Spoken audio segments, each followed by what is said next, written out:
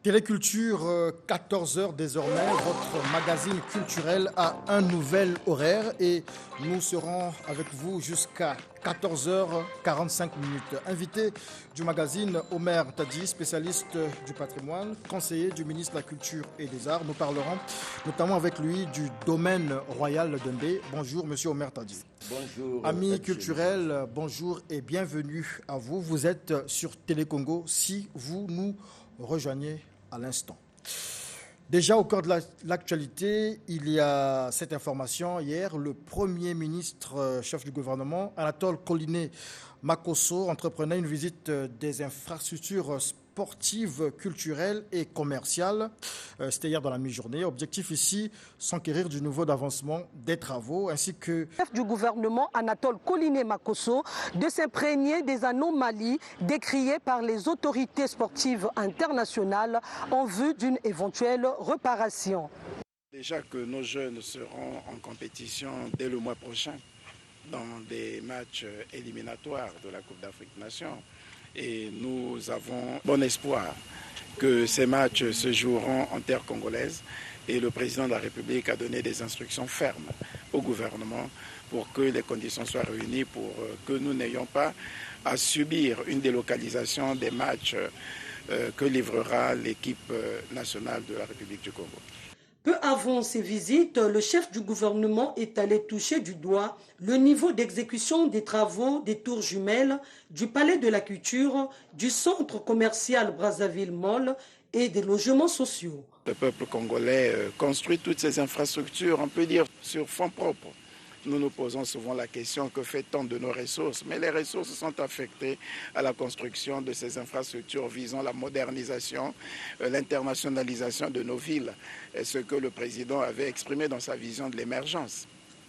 Mais si nous devons construire de telles infrastructures pour que quelque temps plus tard, elles se retrouvent dans la situation que nous avons vue au complexe sportif de Kintélé, il y a à se poser la question. Pour ces logements déjà achevés, le Premier ministre a donné ici les conditions d'acquisition.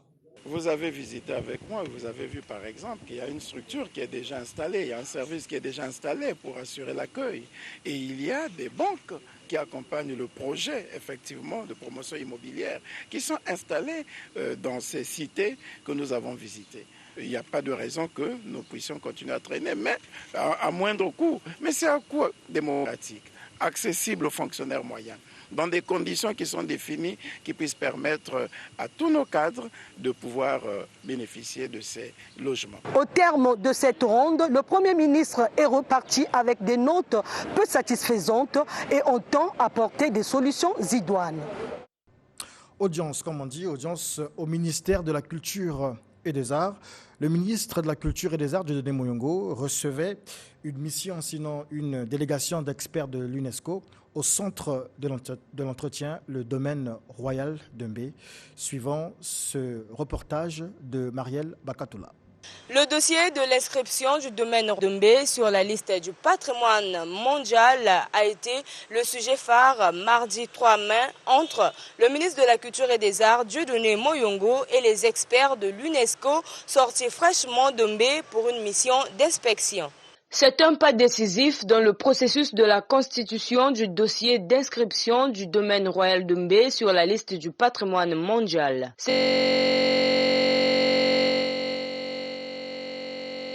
C'est un site extraordinaire quand même à l'échelle non seulement du pays mais aussi à l'échelle africaine qui a toutes ses chances d'aboutir un jour sur la liste. Ce royaume situé dans les plateaux en République du Congo a une richesse naturelle et culturelle qu'il faille conserver.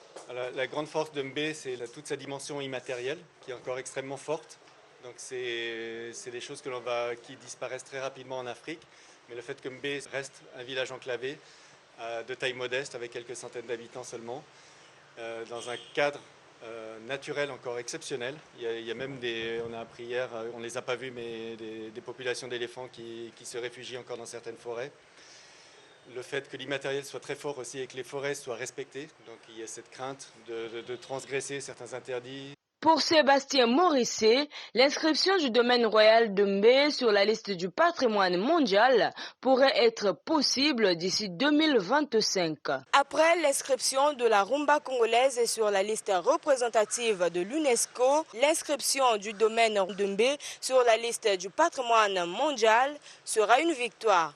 Mais attention, tout commence d'abord et avant tout par la constitution d'un bon dossier.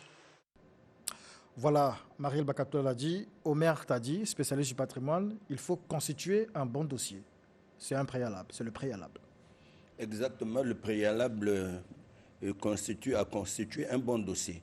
Un dossier qui obéit aux exigences de l'UNESCO, notamment la valeur universelle exceptionnelle, l'intégrité, l'authenticité du site, qui doit d'ailleurs être à l'abri de toute menace d'agression. Alors, le sujet ici, donc, c'est l'inscription du domaine royal de Mbé sur la liste du patrimoine mondial. C'est bien cela, c'est ça l'expression? C'est bien cela l'expression. Alors, oui. Lorsqu'on dit domaine royal de Mbé, on se dit, est-ce que ça signifie royaume Téké? Exactement, ça signifie royaume Téké. Mais tel qu'on l'a dit là, pour constituer un bon dossier, il faut aller avec un dossier simple qu'on ne complique pas. Parce que si vous le compliquez, vous réduisez les chances d'aboutissement de ce dossier-là. C'est pour ça que nous avons circonscrit l'étendue de ce territoire en associant certains sites, si vous voulez, qui font partie du système, notamment ce qu'on appelle les forêts sacrées, qui représentent pour chacune d'elles une certaine valeur. Parce que là, il y a des couvents, des lieux qui ont servi pour les internements des Ngansibi, les prêtresses qui participent à l'intronisation du roi et la gestion du roi, notamment l'Angalifuru dont on parle souvent. Et c'est la responsable qui s'occupe de l'internement dans un certain couvent. Mais à côté de cela, nous prendrons aussi une forêt Panthéon, dans laquelle on a eu à inhumer la plupart des dignitaires depuis très très longtemps. Les dignitaires du royaume. Oui, les dignitaires du royaume, c'est pas n'importe qui. Et il y a une forêt qui constitue ce qu'on appellerait une réserve alimentaire, la forêt de Noix. Donc il y a ces valeurs-là. Mais alors, ce qui est très fort, comme l'a dit notre collègue Sébastien Morisset, c'est la valeur immatérielle. On va vous le rappeler, il s'agit surtout de la croyance Nkwembali, qui est une divinité, qui est un code moral, qui a un modèle de conduite, vraiment qui a une force, qui à un certain moment même est plus fort que les lois que nous prenons au niveau législatif. D'accord. Alors, je veux revenir quand même sur la première question. Lorsqu'on dit domaine royal de Mbé, est-ce que ça inclut le royaume Téké ou sinon le domaine royal de Mbé égale royaume Téké? Disons, domaine royal de Mbé égale royaume Téké, oui. Où est-ce qu'on en est? D'abord, Sébastien Morisset a fait partie de la délégation qui s'est rendue à Mbé. Qu'est-ce qui s'est fait concrètement là-bas? En fait, il y a un travail qui se faisait depuis longtemps. Au début, nous n'avions aucun site inscrit, même sur la liste nationale. À partir du moment où nous avons été dotés de notre loi sur la protection du patrimoine national, naturel et culturel, nous nous sommes lancés dans une exigence de la Convention de 1972 qui concerne la protection du patrimoine mondial, culturel et naturel. La démarche consiste, lorsque vous avez eu à ratifier cette convention de 1972, la démarche donc consiste à vous lancer dans la réalisation des inventaires de tout ce que vous avez comme bien dans votre territoire. Et c'est ce qui fut fait. Après avoir constitué la liste nationale, nous avons organisé un atelier international parce que les experts sont venus du siège au niveau de l'UNESCO. Ça, c'était même 2008. Et ça nous a permis de regarder au niveau de la liste nationale les sites qui étaient censés détenir une valeur par rapport à la Convention de 1972, parce qu'il y a des critères d'orientation. Et là-dedans, nous avons pu relever 5 biens, notamment bien naturel. L'ancien port d'embarquement, bien naturel, le parc national de Konkwati-Douli, le parc national de Zala-Kokwa, le parc national de Nouabalindoki. Et en évoluant, cette liste, en fait, c'est une liste provisoire qu'il faut renforcer avec la documentation et tout ce qu'il faut. En évoluant, nous avons pu sortir de cette liste Nouabalindoki, qui est dans la Sangali Kuala, mais que nous avons en commun, et c'est d'ailleurs une bonne expérience parce que... Ce qu'on appelle le trinational. Le trinational Sanga, parce que nous l'avons en commun, 3 pays. Le Congo-Brazza, la RCA, le Cameroun. C'est ce qu'on appelle le trinational Sanga. Et donc, si nous réussissons le pari, si le Congo réussit le pari de l'inscription du domaine royal d'Umbé, en ce moment-là, ce sera le premier site congolais à part entière. Ce sera le premier site culturel congolais. Mais là, alors, c'est uniquement pour le Congo. Mais aussi, ça dépendra, il y a ce que nous appelons inscription en série. On pourra peut-être à l'avenir capter même une partie de la RDC, le bas Congo, et puis au niveau du Gabon même, et puis l'Angola, qui a déjà écrit Mbanza. Enfin, non, en Angola, non. Nous l'avons plutôt au niveau du bas Congo, le Gabon, et puis chez nous ici.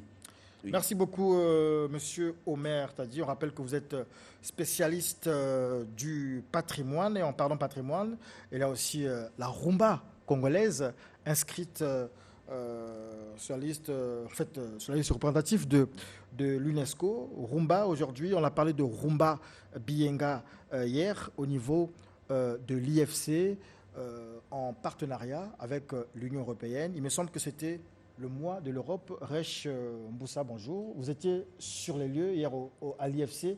De quoi il s'est agi concrètement autour de la rumba? Bonjour, Chef Jazz. Il s'agit de célébrer justement l'inscription de la rumba sur la liste représentative du patrimoine culturel et immatériel de l'UNESCO, mais aussi couplé à la célébration du mois de l'Europe. Donc l'assistance venue nombreux à cette cérémonie ont vécu en live les pas de danse, les pas de jatons, exécutés par les sapeurs venus du Congo-Brazzaville, mais aussi du Congo-Kinshasa. Et donc, prenant la parole pour la circonstance, l'ambassadeur de l'Union européenne ici au Congo, dans son allocution, a justement contextualisé l'événement en exprimant sa joie que la rumba soit célébrée en même temps que le mois de l'Europe. Donc, je vous propose de suivre son allocution. Avec la rumba, nous célébrons également un élément clé du patrimoine des deux Congos, entre les deux capitales sœurs, Brazzaville et Kinshasa, matérialisant ainsi ce Nkumba, cordon ombilical entre les deux villes et créant de fait un pont culturel entre les deux rives du fleuve. À ce titre, la rumba se déjoue de tous les clivages, quels qu'ils soient, des frontières, des races, et nous invite désormais à plus de communication fraternelle. En même temps que nous célébrons la rumba, nous lançons également les activités du mois de l'Europe. Chaque année, ce moment particulier nous permet de mettre en lumière le partenariat de l'UE et de ses États membres avec la République du Congo, les autorités congolaises, la société civile, le secteur privé et les autres partenaires du développement. Jazz, le ministre de la Culture et des Arts, présent pour la circonstance, a salué l'implication de l'Union européenne dans le processus de valorisation et de promotion de la rumba. Je vous propose sa réaction qu'on peut suivre. La rumba congolaise. La rumba congolaise, bien sûr. Après l'inscription de la rumba congolaise sur la liste représentative du patrimoine culturel immatériel de l'humanité, nous sommes rentrés dans la promotion de cet élément.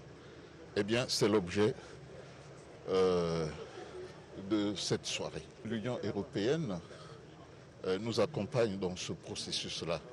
Tout ne s'arrête pas après l'inscription.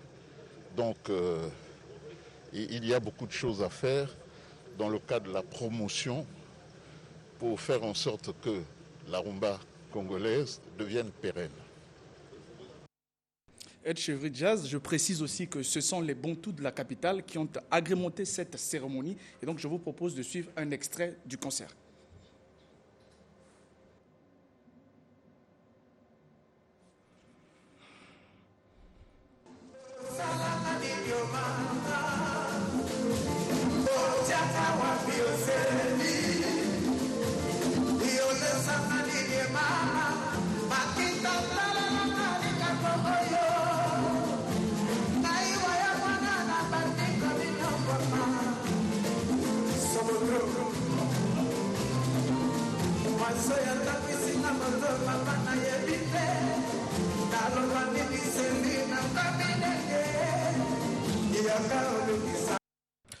Voilà de belles images signées Borel Bonaparte et un beau rythmique signé les Bantous de la capitale. Omer Tadi, réaction quand même, on parle de la rumba. Mais comme l'a dit monsieur le ministre de la Culture et des Arts, le tout ne s'arrête pas lorsqu'on inscrit l'élément, c'est plutôt là où commence le travail. Et il faut d'ailleurs saluer l'activité qui a été réalisée hier parce que ça rentre dans ce processus-là. Lorsque vous avez donc inscrit, il faudrait désormais mener des activités de promotion pour maintenir la viabilité, la vitalité de cet élément-là qui a été créé. Et il y aura par la suite des festivals qu'il faudra organiser, mais aussi doter nos deux pays concernés des espaces culturels d'expression de la rumba, notamment des bars, éventuellement un musée de la rumba. Et ça, c'est un projet. Le gouvernement s'est engagé à trouver un espace pour le musée de la rumba, mais avec comme une sorte d'école qui sera gérée par les Bantous, qui vont transmettre ces savoirs-là à la jeune génération. D'accord. En parlant rumba, Rech, on sait aussi que le monde de la musique est en deuil. Les culturels sont en deuil avec les disparitions de Kiamboukoutaï surtout, de ce côté-ci de la rive, de Ricky Siméon. Est-ce qu'on en a parlé hier à l'occasion de Rumba Biyenga du côté de l'IFC? Bien évidemment, Chevre Jazz, mais avant, j'aimerais faire quand même une petite biographie sur Ricky Malonga. Ah d'accord, c'est intéressant. Ricky Siméon, qui s'en est allé le 1er mai dernier. Il a intégré les Bantous de la capitale en 1967, soit 8 ans après sa fondation. Depuis lors, jusqu'à la date de son décès, il n'a jamais quitté les Bantous. C'est pourquoi on l'appelait d'ailleurs gardien du temple. Premier percussionniste des Bantous de la capitale et premier à avoir introduit la batterie hautement appelée drum de la rumba congolaise, Ricky Siméon est de la troisième génération après celle des cofondateurs. Retenez que Ricky Siméon est né le 18 février 1942 à Brazzaville et il laisse ses coéquipiers tout en étant encore dynamique, bien que d'un âge avancé. En parlant justement des réactions, on va suivre la réaction du patron du département de la culture qui s'est dit consterné par cette disparition. Suivons le ministre de la Culture. Par la disparition inopinée de Ricky Siméon. Donc nous saisissons cette occasion pour adresser nos condoléances à la famille biologique de l'illustre disparu, aux Bantous de la capitale et à tous les mélomanes. Voilà. Jazz, dans la suite des réactions, suivant tour à tour Médard Milandou et Faustin Tsakanda, accompagné de M. Ngokodi, qui s'est exprimé également sur notre micro à propos de cette disparition. Ricky Siméon, c'est un blagueur, mais quelqu'un de sérieux, de poli, Ricky Siméon. Et il ne parlait pas très souvent, Ricky Siméon. Il faisait rire souvent, Ricky Siméon, mais c'était un bosseur. Nous avons perdu un doyen, vraiment le vieux Ricky Siméon, qui était avec nous tous les jours et qui est parti comme ça. Il nous a fait une surprise au moment où on s'y attendait le moins, il est parti. Donc c'est vraiment une tristesse pour moi dans le cœur. Ricky Siméon, pour nous, c'est le gardien du temple. Il est resté dans les Bantous. Il n'a pas fait comme les autres, ceux qui partaient, qui revenaient, qui sortaient, qui revenaient. Mais lui, il est resté là du début jusqu'à sa mort.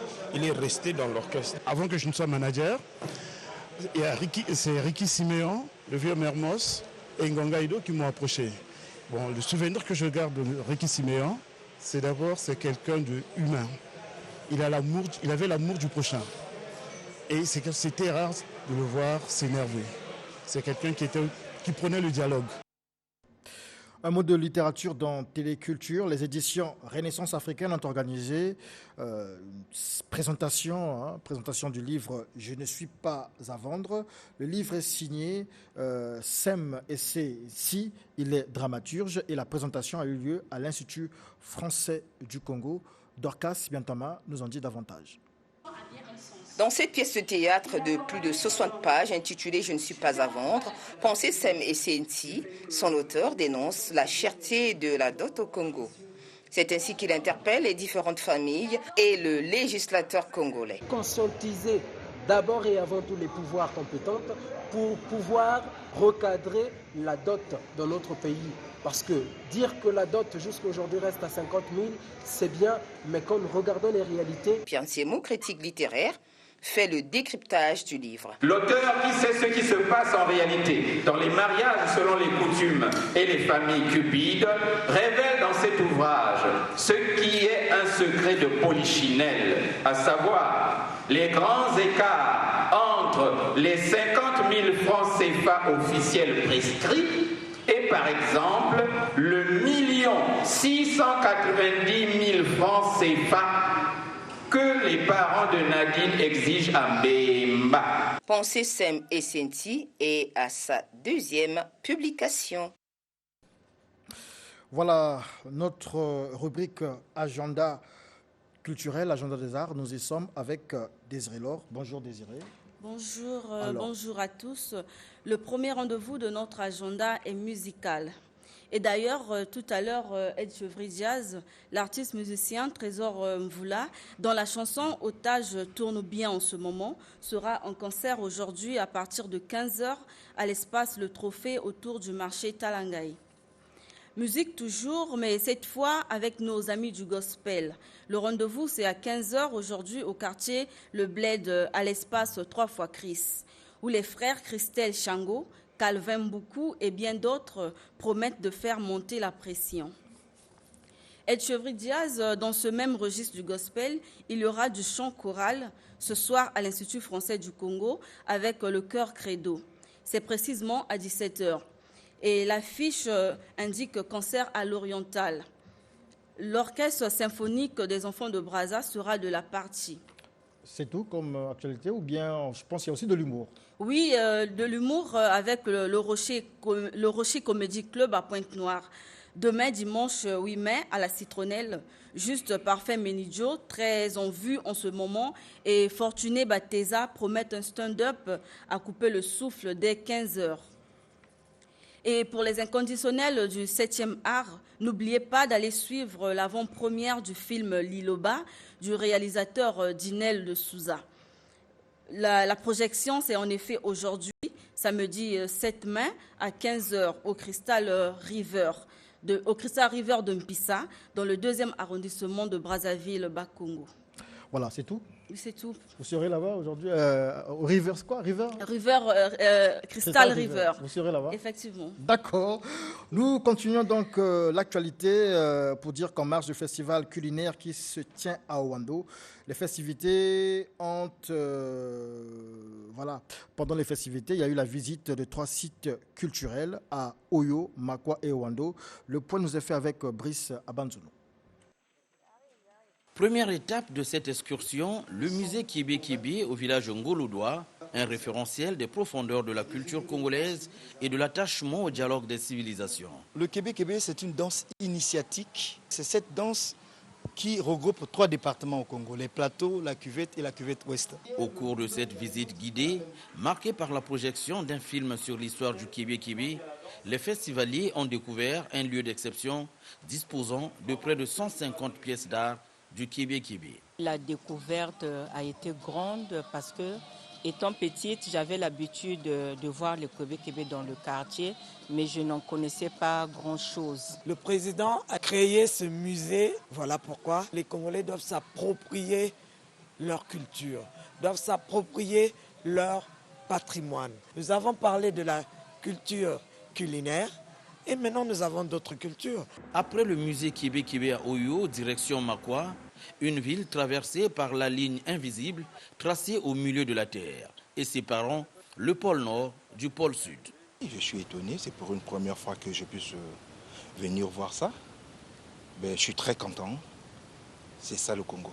Sur le trajet du retour à Ouando, les festivaliers ont marqué une escale à Ambélé, village natal du président Marien Ngouabi. Une localité dont la particularité attirante demeure l'historique et modeste appartement de l'homme du 31 décembre. Voilà, d'un festival à un autre, nous allons parler du festival Maloba qui débutait déjà à Brazzaville depuis quelques jours. Chérel Otsamingui nous en dit quelque chose aujourd'hui. Le Festival international de théâtre, danse et cirque du Congo, dit Festival Maloba, poursuit sa route. Pour cette 5e journée, le public brazzavillois a bien accueilli les spectacles Mutumbe et Juliana, des artistes provenant de la RDC et de la Tanzanie. Un véritable brassage culturel entre le modernisme et la tradition.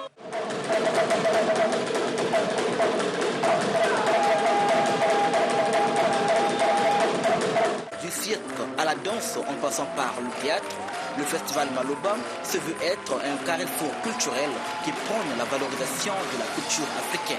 On se rend compte que l'Afrique diverse, mais il y a des choses qui reviennent dans les façons de danser, dans les rythmes, dans les sons. Et pourtant, c'est de la Tanzanie, en Afrique de l'Est.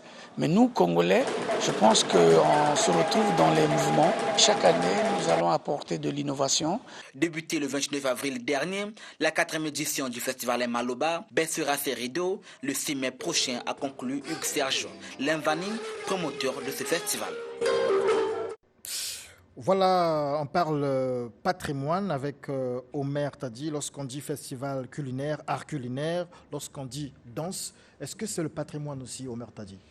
L'art culinaire fait partie du patrimoine culturel immatériel.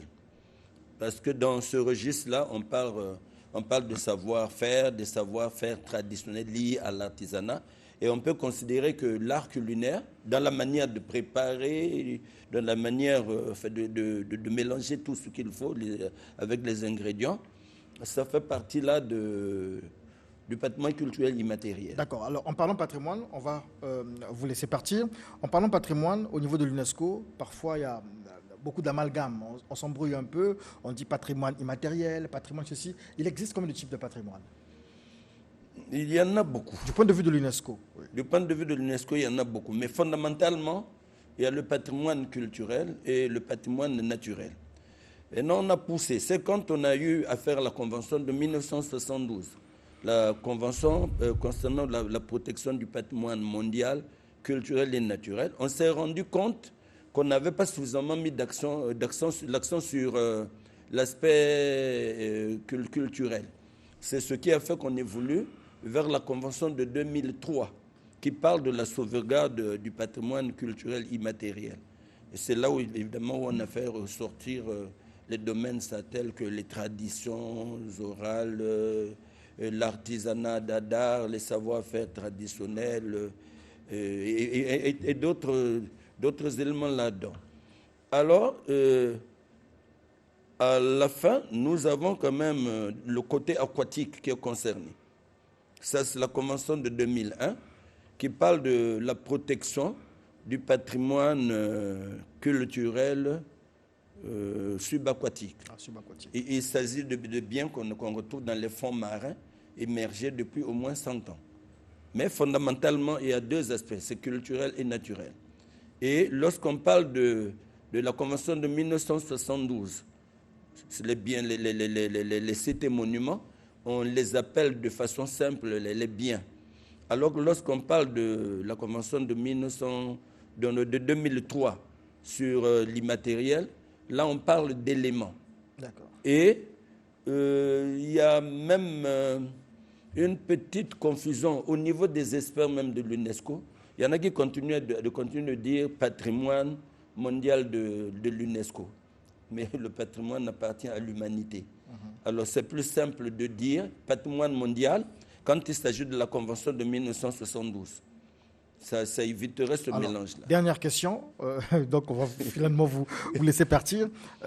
Lorsqu'on parle de la rumba, elle est inscrite sur quelle liste? Sur quel patrimoine? La rumba est inscrite sur la liste représentative du patrimoine culturel immatériel de l'humanité. On ne dit pas de l'UNESCO. D'accord, de l'humanité. De l'humanité. Et donc, le parc Nobalendoki, c'est quel type de patrimoine? Le parc culturel, naturel plutôt, de Nobalendoki, qui est un des segments de ce qu'on appelle le Trinasoi Sanga, fait partie du patrimoine naturel. Donc, convention 72. Il s'agit d'un bien, il ne s'agit pas d'un élément. D'accord. Et donc, si nous réussissons à inscrire le domaine royal de Mbé. Oui. Si nous réussissons à inscrire le domaine royal de Mbé, il rentrera dans le patrimoine mondial. On peut simplement dire patrimoine mondial ou patrimoine mondial de l'humanité. C'est une redondance, mais enfin, le plus simple, c'est de dire patrimoine mondial. Merci beaucoup, Monsieur Omer Tadi. On rappelle que vous êtes spécialiste du patrimoine et conseiller du ministre de la Culture et des Arts sur ces questions-là.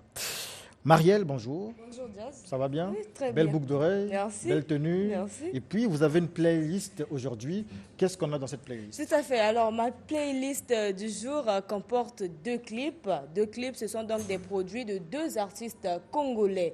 Alors, Jazz, ces clips, il s'agit donc du tout premier clip sorti il y a à peine 3 semaines. C'est donc l'œuvre, ce clip est donc intitulé « Soif de plus de toi ». C'est l'œuvre du groupe Brel. Ce groupe Jazz créé en 2012 sort fraîchement de Paris. Et pourquoi Paris? Ce groupe a donc pris part à l'événement dénommé Paris adore Jésus. Ils ont quand même passé un bon séjour. Si je dis ils ont, c'est parce que ce groupe est un duo du couple Bob et Dorian Mapengo. On pourrait peut-être dire c'est Atom, c'est Nadège de Brazzaville. Du Congo. Et donc, Jazz, je vais te proposer, sinon à tous ceux qui nous suivent ce matin, un extrait du clip intitulé « Soif de plus de toi », une œuvre du groupe Brel.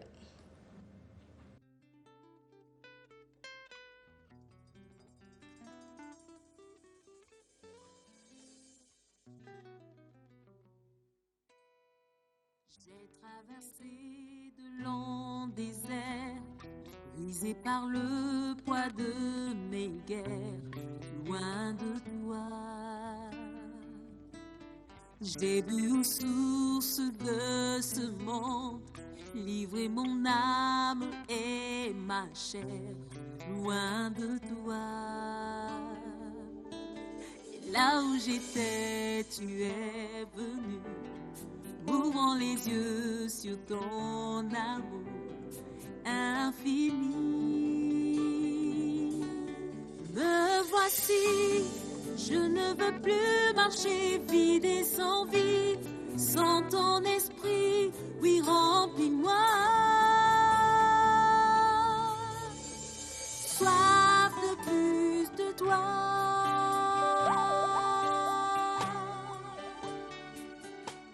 Voilà, soif de plus de toi. Jazz, ce clip crée quand même l'intimité entre les chrétiens et Dieu. Peut-être que tu es chrétien aussi. Je suis tout. Alors, je disais tantôt que j'avais 2 clips. Le prochain, c'est celui de la sœur Aimé Gotoko, sorti à peine, je dirais donc le 11 mars 2022. Ce clip est disponible sur toutes les plateformes de téléchargement. Le clip est donc intitulé « Ephata », qui est un mot grec. En français, ça signifie justement « ouvre-toi ». Ouvre-toi, je ne sais pas à qui, si c'est à Dieu. Et un extrait également ce jour pour égayer nos chers publics, sinon téléspectateurs.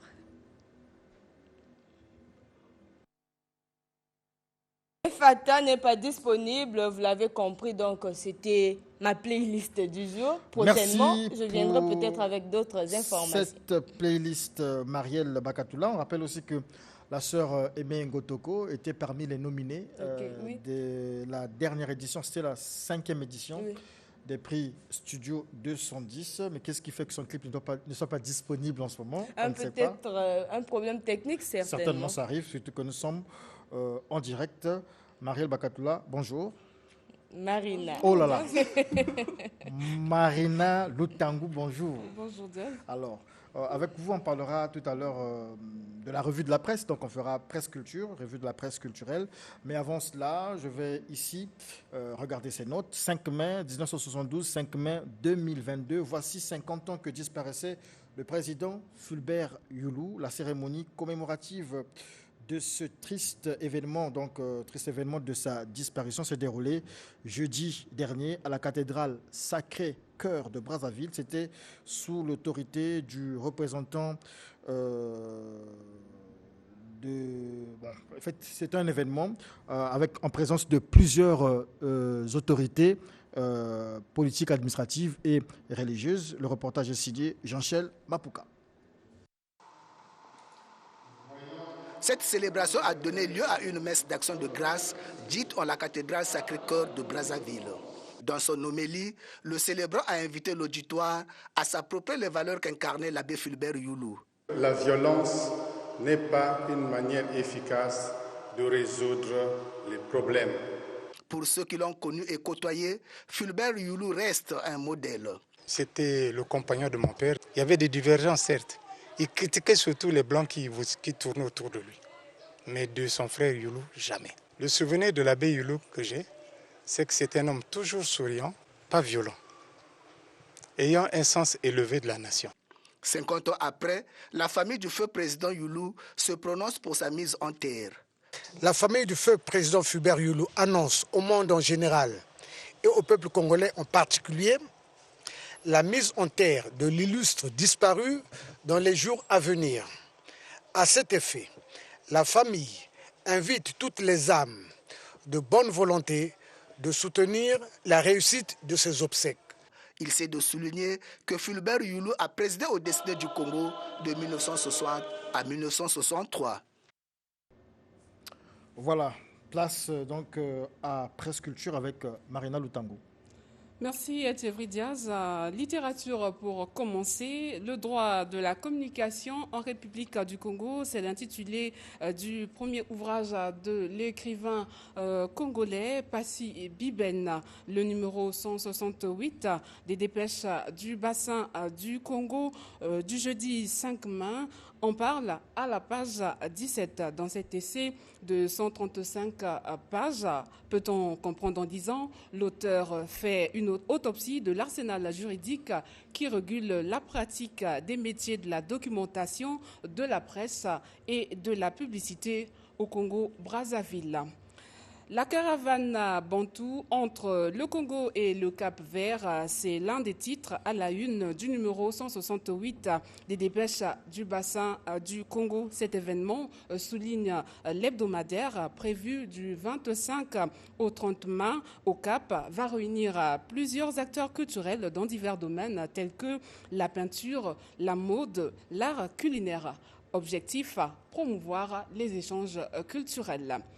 Toujours dans ce registre événementiel, le Festival des musiques urbaines d'Anoumabo, FEMUA, aura lieu du 10 au 15 mai prochain en Côte d'Ivoire.